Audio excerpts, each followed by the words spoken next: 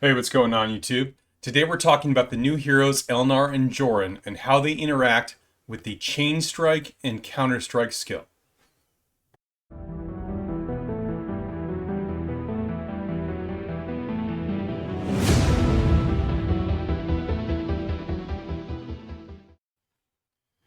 Okay, so if you've been following my channel for a while now, you know that I'm a big advocate of putting chain strike basically on every archer pet. And then to a slightly lesser extent, I advocate putting counter strike on most infantry pets. There are a couple of exceptions, but I think generally you do want to counter strike on infantry pets. And I think these two skills are pretty similar in that the way that they operate is that Chain Strike gives you, additional normal attack. Now they have it launched as a follow-up normal attack. And then Counter Strike gives you an additional counter attack. But these additional attacks, if you will, they count as Legion attacks, not as pet attacks. The downside to that is pet damage boosters, like, things like Fatal Bite, Angry Roar, etc. They don't boost the chain strike attack. They don't boost the counter attack that you get from Counter Strike. But the upside to them is that these additional attacks, they trigger additional synergies with your heroes because it's like your heroes make an additional normal attack or a follow-up normal attack.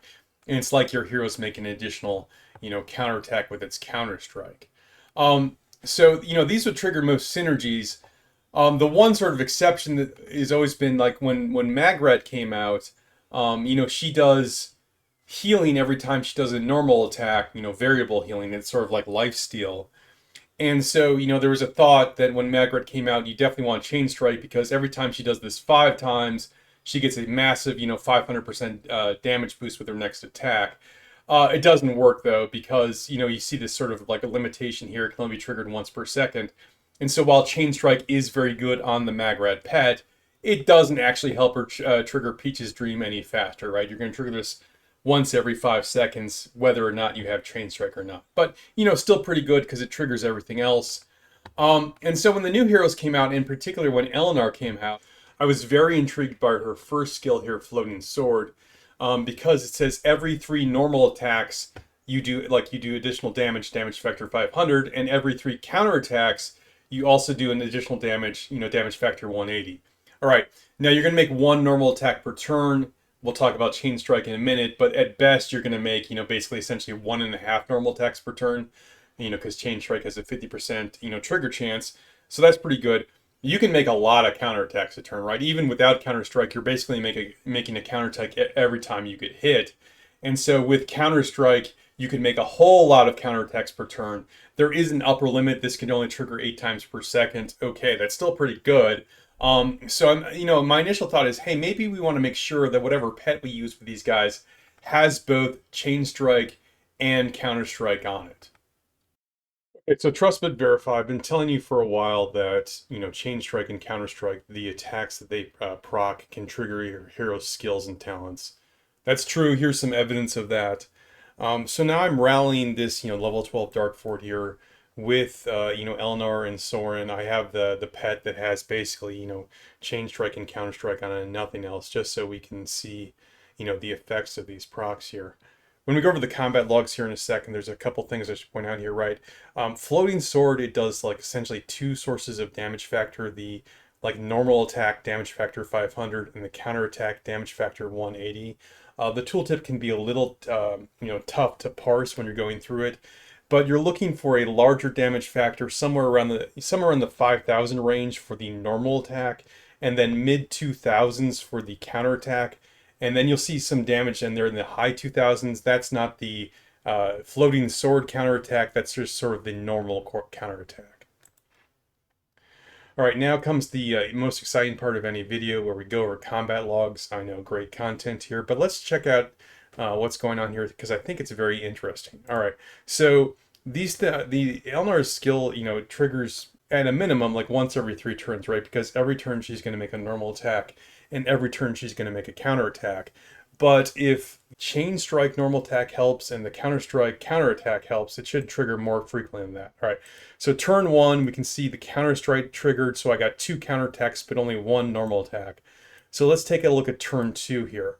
On turn 2, you can see Floating Sword triggered, did damage 2157, so that's the floating sword counterattack sort of effect.